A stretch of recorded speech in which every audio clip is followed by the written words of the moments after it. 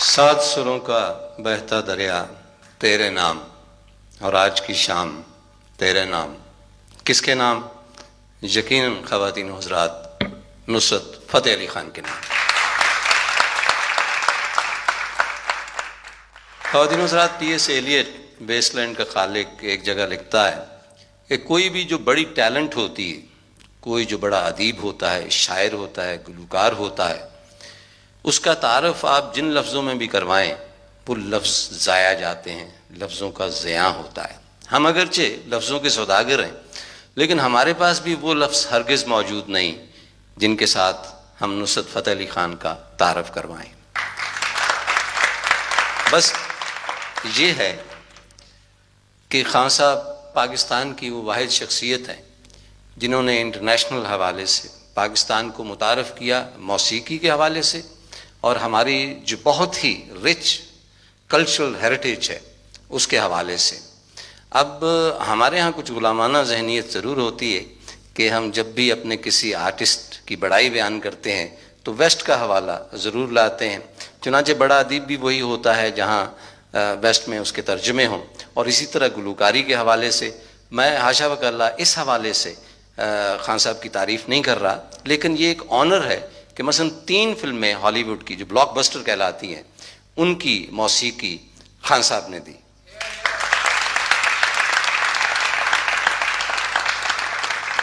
ان میں last temptation of Christ آپ کو یاد ہوگی، اس میں دا سینٹ ایک تازہ ترین فلم ہے جس کے حوالے سے یہ موسیقی دے رہے ہیں، اور اس کے علاوہ ڈیڈ مین واکنگ جو بہت ہی معروف فلم ہے اس کے جو پس منظر میں موسیقی تھی وہ بھی خان صاحب نے دی.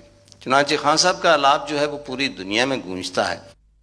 خان صاحب کہا یہ جاتا ہے کہ آغاز میں بہت سارے لوگوں نے یہ کہا کہ آپ کی آواز اس قابل ہی نہیں کہ آپ گلوکار بن سکیں، آپ گا ہی نہیں سکتے.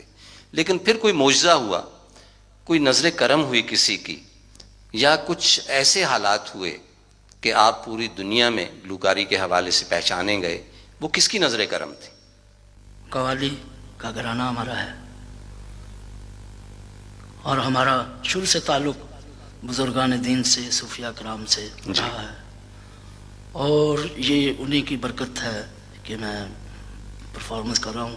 کیونکہ شروع میں جب میرے والد صاحب کا انتقال ہوا تو جتنے میرے تمام شاگرد تھے والد صاحب کے، وہ کہہ رہے تھے کہ آپ گا سکتے نہیں، اور میرا آواز اتنا برا تھا کہ مجھے خود. اچھا، آپ بھی یہ کہہ رہے ہیں؟ مگر کچھ یہ ایک اس کو تو میں ولایت کہوں گا کہ ایک درگاہ ہے اجمیر شریف، وہاں سے ایک خط آیا کہ ہم نے فتح علی خان کا جانشین مانگا ہے، تو وہ ہماری دعا قبول ہو گئی. تو اس کے بعد، اور آپ کو یقین کریں میرے والد صاحب کے انتقال کے اور 40ویں کے درمیان آپ کتنا عرصہ ہوگا، میری پہلی زندگی کی پرفارمنس وہ میرے والد صاحب کے 40ویں پہ تھی. اور جب میں نے گایا وہاں تو سبھی جتنے بھی ہمارے بیٹھنے اٹھنے والے لوگ تھے، گانے بجانے والے لوگ تھے، سب نے بہت تعریف کی کہ بہت اچھا ہے. یہ آپ کی پہلی پرفارمنس؟ جی ہاں. اور اس کا تعلق میں کہتا ہوں کہ ہماری سلسلہ چشتیہ صابریہ میں بیعت ہے میری، خواجہ محمد دیوان شاہ صابری، ان کا فیض ہے جو ہمارے پورے خاندان پہ. اچھا، آپ کی پیدائش فیصل آباد کی؟ جی بالکل. 1948 میں پیدا ہوئے تھے، جی، یعنی گویا سراسر پاکستانی. بالکل. فیصل آباد کا کیا انفلوئنس آپ پہ ہوا؟ اس سرزمین کا، اس مٹی کا قرض ہے آپ کا، اور آپ نے پوری دنیا میں کہاں آپ فیصل آباد سے اٹھتے ہیں اور واشنگٹن کی اسٹیٹ یونیورسٹی میں جا کے موسیقی کی تعلیم دیتے ہیں. یہ بہت بڑی چیز ہے. فیصل آباد میرا اپنا شہر ہے، اور وہاں میرا بچپن گزرا.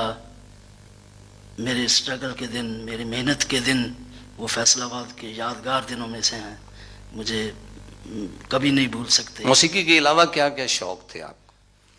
موسیقی کے علاوہ مجھے کرکٹ دیکھنے کا شوق تھا. دیکھنے کا؟ اچھا. کیونکہ میرے بھائی جو تھے اعزاز بھائی، وہ بہت اچھے پلیئر تھے کرکٹ کے، ان کے ساتھ جاتا رہتا، گراؤنڈ میں جاتے رہنا. کبھی ایسا वैसे मुझे बचपन से गाने का शौक है। अच्छा, सुना नहाने का और खाने का भी शौक था गाने के अलावा?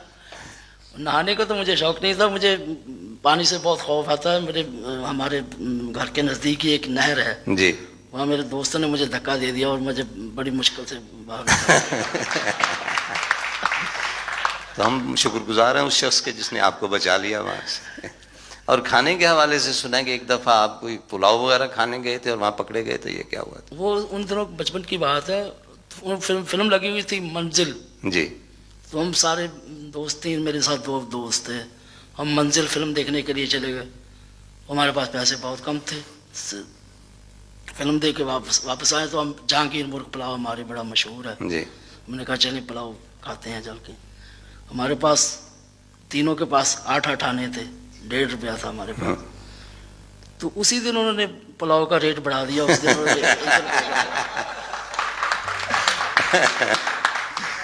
जब हम खाना खा के पुलाव खा के निकले तो उन्होंने कहा जी आप 3 रुपये दें, हमारे पास 1.5 रुपया। उन्होंने हमें बिठा लिया, सारी रात बिठाए रखा। अच्छा कितनी उम्र थी आपकी उस वक्त? मैं उस वक्त 12-13 साल का था। अच्छा, एक सिलसिला है कि बुजुर्गों की एक अनायत होती है आप पर, और उसके बाद जाहिर है कि आप में भी टैलेंट हो तो तभी बात बनती है। आपके जो वालिद साहब थे उनकी ख्वाहिश थी कि आपको डॉक्टर बनाया जाए जी, लेकिन हम ये सोचते हैं कि डॉक्टर तो हज़ारों लाखों की तादाद में है, लेकिन नुसरत फ़तेह अली खान पूरी दुनिया में एक है। और अब भी आप डॉक्टर हैं क्योंकि जो मोहब्बत के मारे होते हैं, जो दुख वाले होते हैं, जो उदास होते हैं, उन सब की जो है दवा आपके पास होती है। तो पहली दवा जो है, पहले मैं थोड़ा सा क्लासिकल पेश करूंगा। अच्छा ठीक, यमन।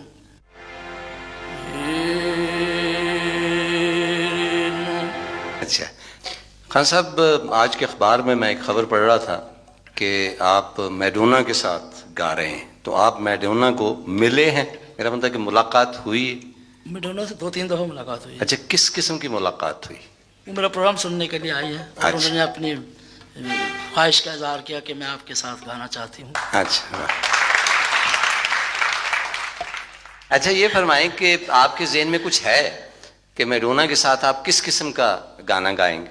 वो वर्जन कंपनी है, बहुत बड़ी जी, वहाँ जी। की अमेरिकन रिकॉर्ड कंपनी है।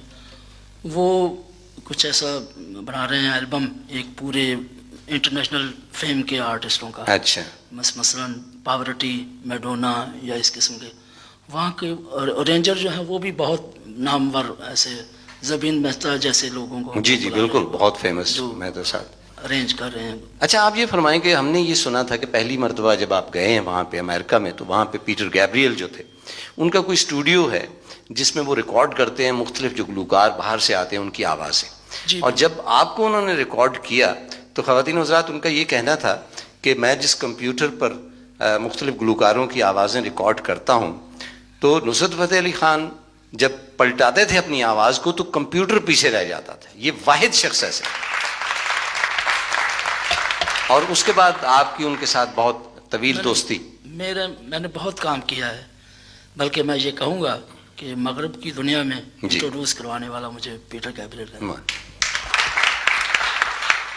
अच्छा, बाहर जब आप कॉन्सर्ट करते हैं तो वहाँ लोग आपसे पूछते हैं कि ये पंजाबी के जो बोल आप गा रहे हैं इनका मतलब क्या है? अब तो मेरी गाई हुई जो चीज़ें पंजाबी की जी, उनका काफ़ी ज़बानों में तर्जमा हुआ है।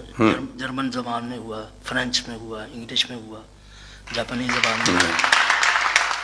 तो शुरू में हम इस कॉन्शियस थे कि पता नहीं क्या होगा, हमारी ज़बान को वो नहीं समझते। पहली दफ़ा जब हम परफॉर्मेंस के लिए गए जी, तो हमने वो अपनी गाई हुई कवालियों का तर्जमा इंग्लिश में करवा के पहले उनको सुनाते थे।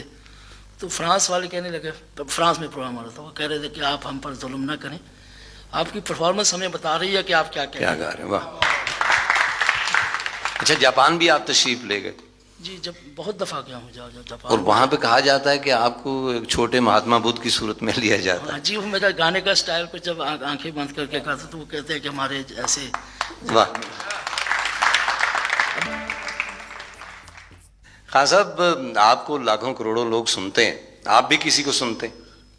जी, मैं कुछ आर्टिस्ट ऐसे हैं जिनको मैं सुनता हूँ जी, मुख्तलिफ सिन्फों में।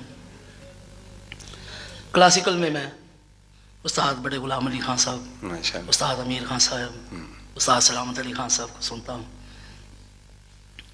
اور پلے بیک سنگر میں مجھے میڈم نور جہاں, لتا منگیشکر, آشا بھونسلے مجھے پسند ہے. اور اس کے علاوہ مجھے انسٹرومنٹل بہت پسند ہے.